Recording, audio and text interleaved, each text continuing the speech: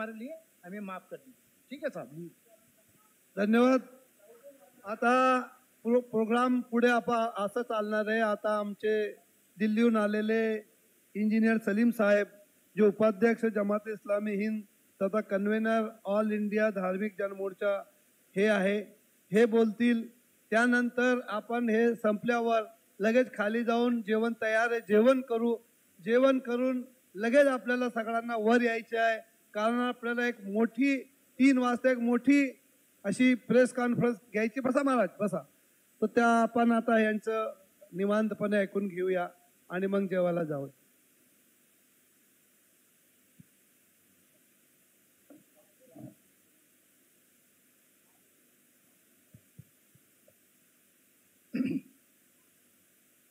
बिस्मिल्लाहिर्रहमानिर्रहीम।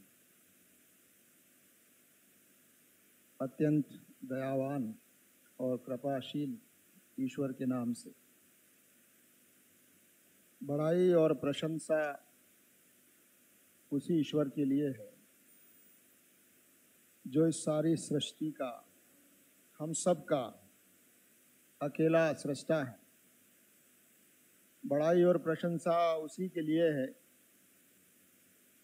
जो सर्वव्यापी है, हर जगह मौजूद है। प्रशंसा उसी के लिए है जो सर्वज्ञानी है, हर चीज़ का जानने वाला है, जो सर्वशक्तिमान है, जो यहाँ भी मौजूद है। जब कुछ नहीं था तो सिर्फ वही था, और जब कुछ नहीं रहेगा तो सिर्फ वही रहेगा। वो ईश्वर, हम सब का ईश्वर, हमसे बहुत निकट है, हमको देख रहा है, हमको सुन रहा है, हमारी बातों का, प्रार्थनाओं का जवाब देता है, हमारे दिमाग में, मस्तिष्क में क्या चल रहा है वो भी जानता है, हमारे दिल में, मन में क्या विचार हैं उससे भी वो परिचित है, हमारी नीयत क्या है, इरादा क्या है, इंटेंशन क्या है वो भी जानता है।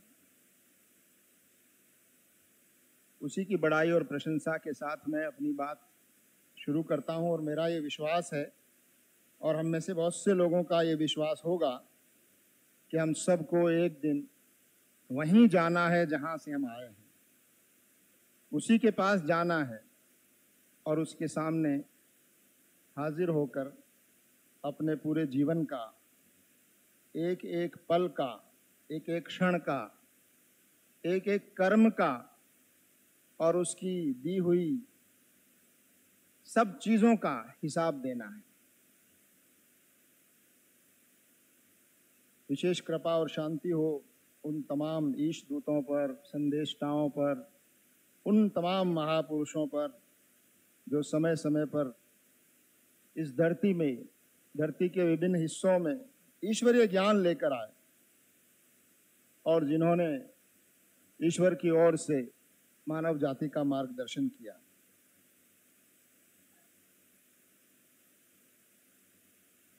जमात इस्लामी हिंद महाराष्ट्र के अध्यक्ष मौलाना इलियास फलाई साहब, आज के इस बहुत ही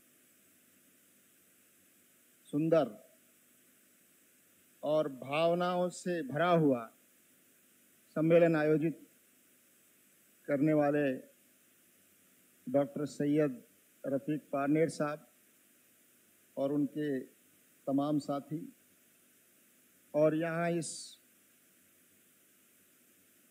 पत्रकार संघ के हॉल में मौजूद महाराष्ट्र राज्य के विभिन्न शहरों से, ज़िलों से पधारे हुए धर्मगुरु, धर्माचार्य और महान आत्माएं, पुण्य आत्माएं, आज इस एक छत के नीचे इतने सारे लोग बैठे हैं। पिछले 4 घंटों से हम उनकी बहुत सुंदर बातें, संदेश और वाणी को सुन रहे हैं। आज एक बहुत ऐतिहासिक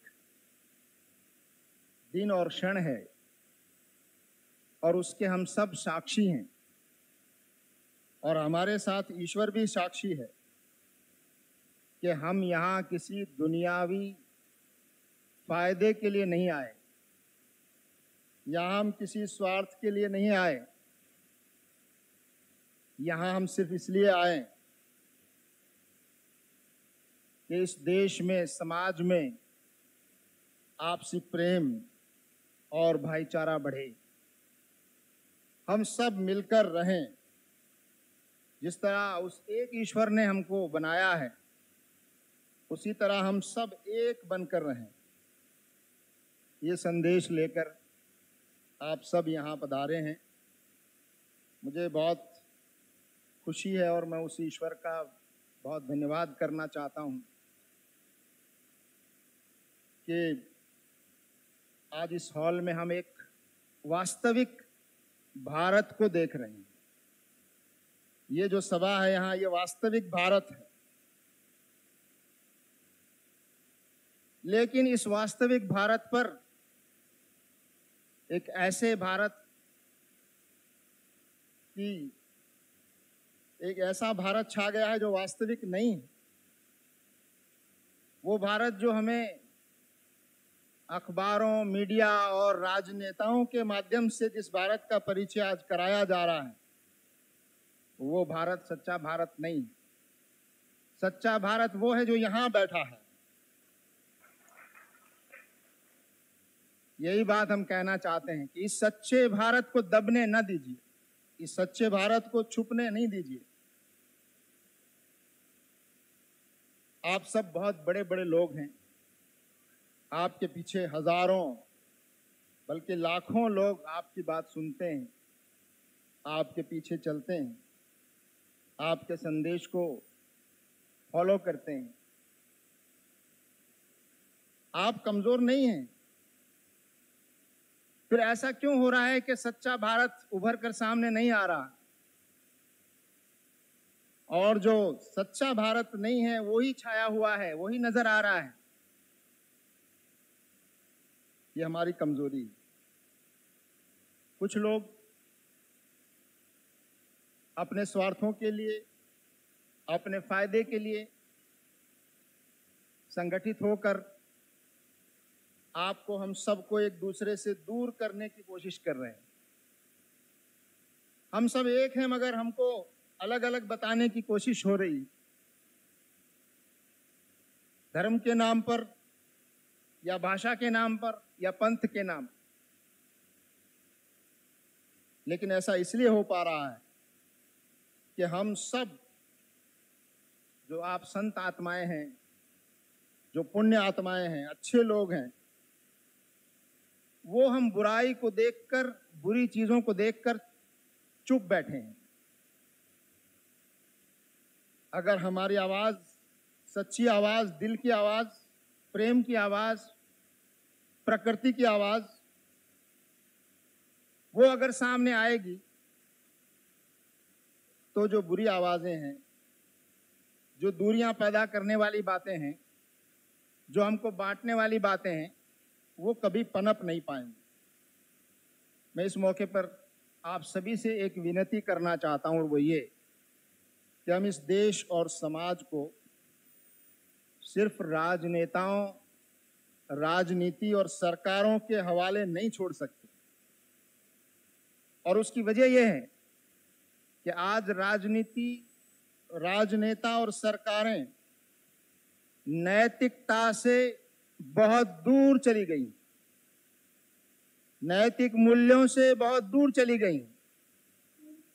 बल्कि राजनीति और सरकार का मतलब ही ये हो गया है कि जो जितना नैतिकता से दूर होगा, जो जितना नैतिक मूल्यों से परे होगा, वो उतना बड़ा राजनेता और वही सरकार के करीब होगा। ये जो गलत बात आज लोगों में आम हो गई है, इसको गलत साबित करना और सच बताना सच्चाई ये है कि इंसान की प्रकृति प्रेम है। प्रेम इंसान की प्रकृति है, नफरत इंसान की प्रकृति नहीं है। और इंसान अपनी प्रकृति के खिलाफ ज्यादा देर नहीं रह सकता। इंसान गुस्से में, नफरत में और झूठ की हालत में ज्यादा देर नहीं रह सकता।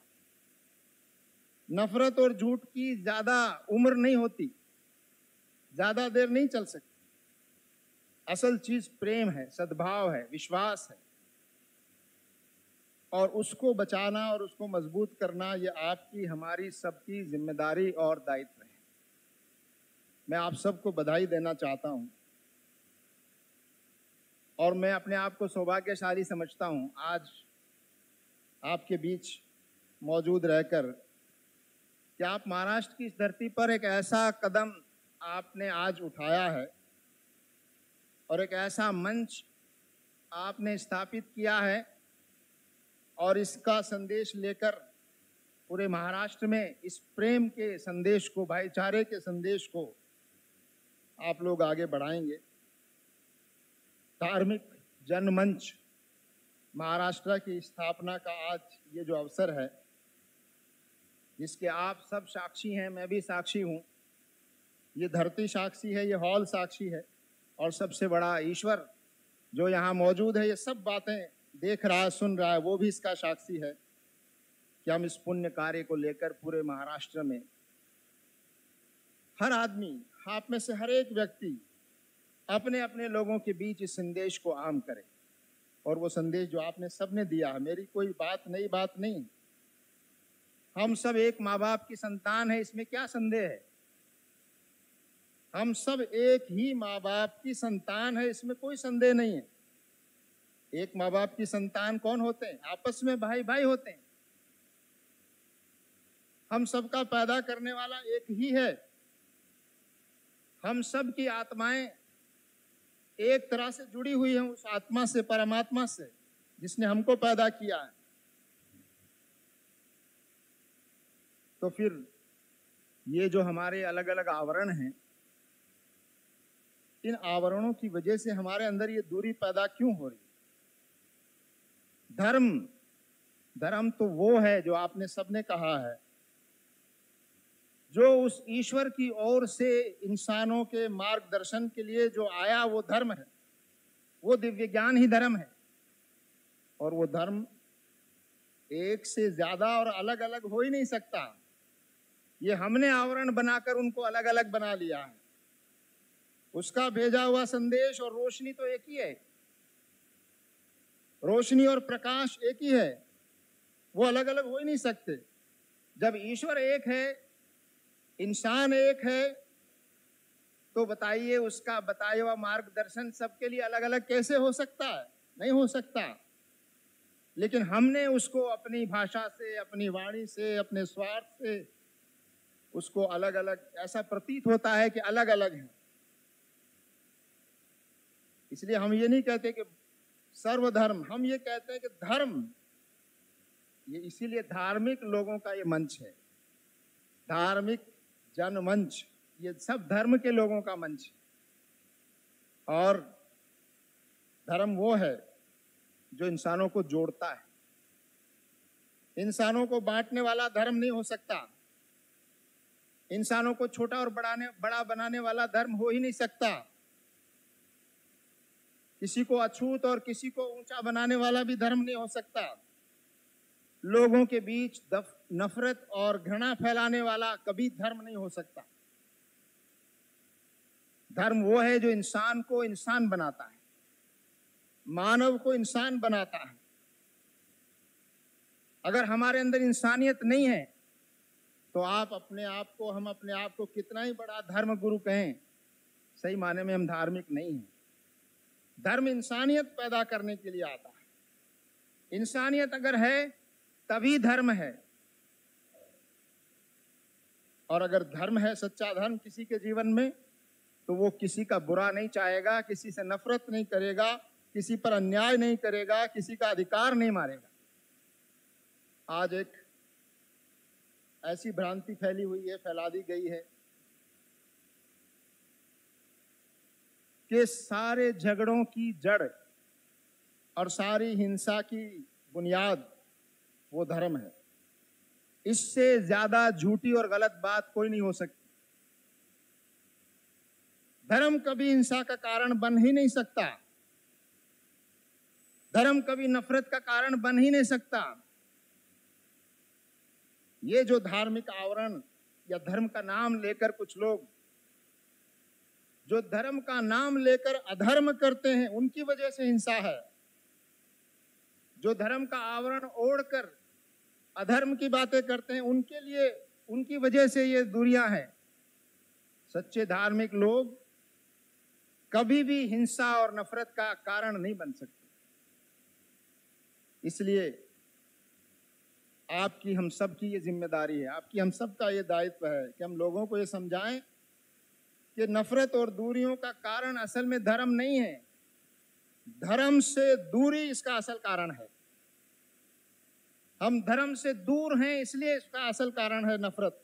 नफरत उसकी वजह से पैदा होती है।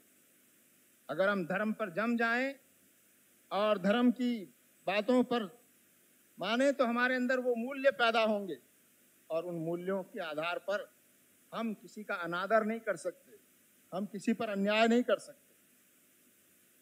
हम सब शांति चाहते हैं और हम सब शांति की बातें भी करते हैं, लेकिन स्थायी शांति और सच्ची शांति न्याय के बिना नहीं आ सकती।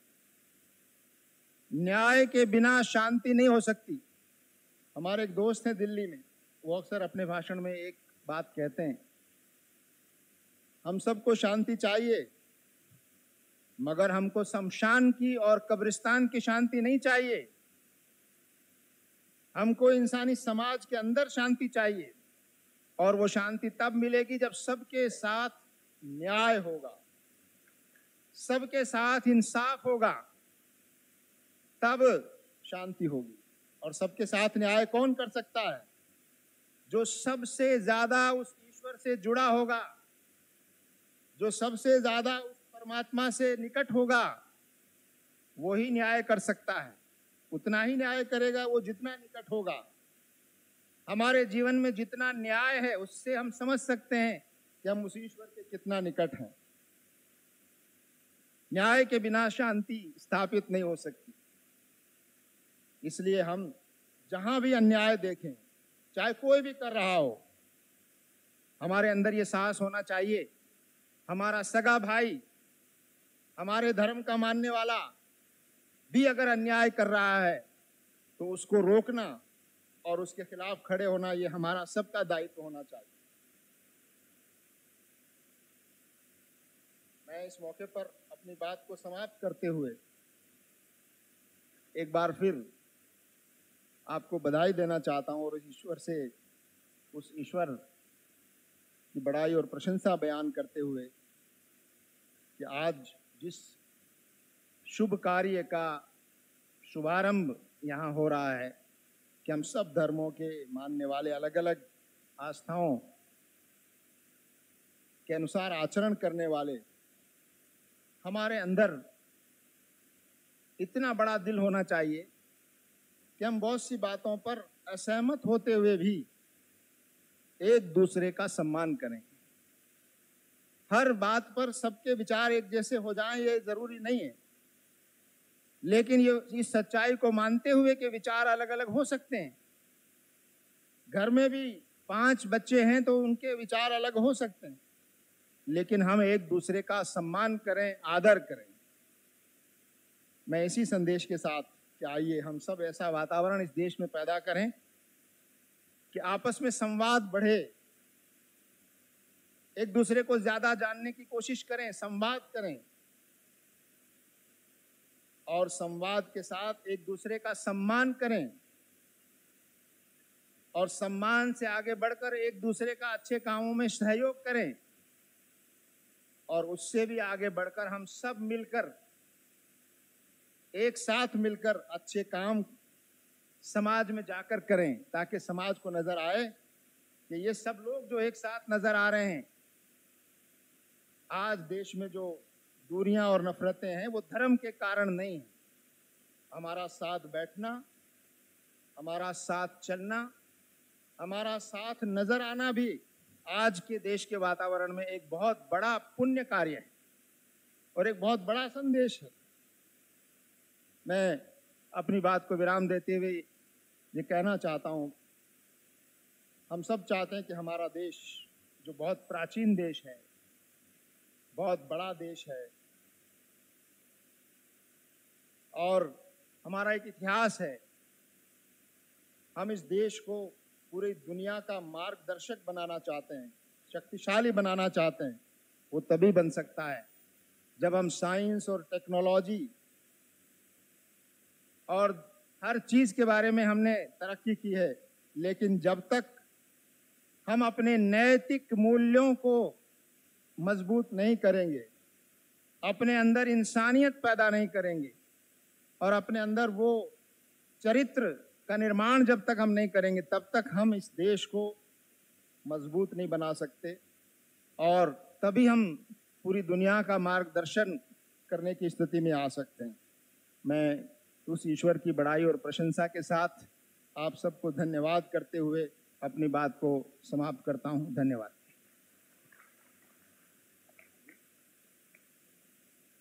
तो आप सब इस धार्मिक जनमंच जो महाराष्ट्र के राज्य के स्तर पर आज स्थापित हुआ है, आप सब उसके सिर्फ साक्षी नहीं हैं, बल्कि आप सब उसके सदस्य हैं और आप सब बैठकर यहाँ पूरे महाराष्ट्र के लिए आप कुछ कार्यक्रम बनाएं और साथ मिलकर कुछ कोशिशें करें। और डॉक्टर रफीक पारनेर साहब जिन्होंने इस कार्य को आगे बढ़ाया है, वो भी आपसे संपर्क में हैं और आपके साथ मिलकर इसका कार्यक्रम आगे बढ़ेगा। अभी प्रोग्राम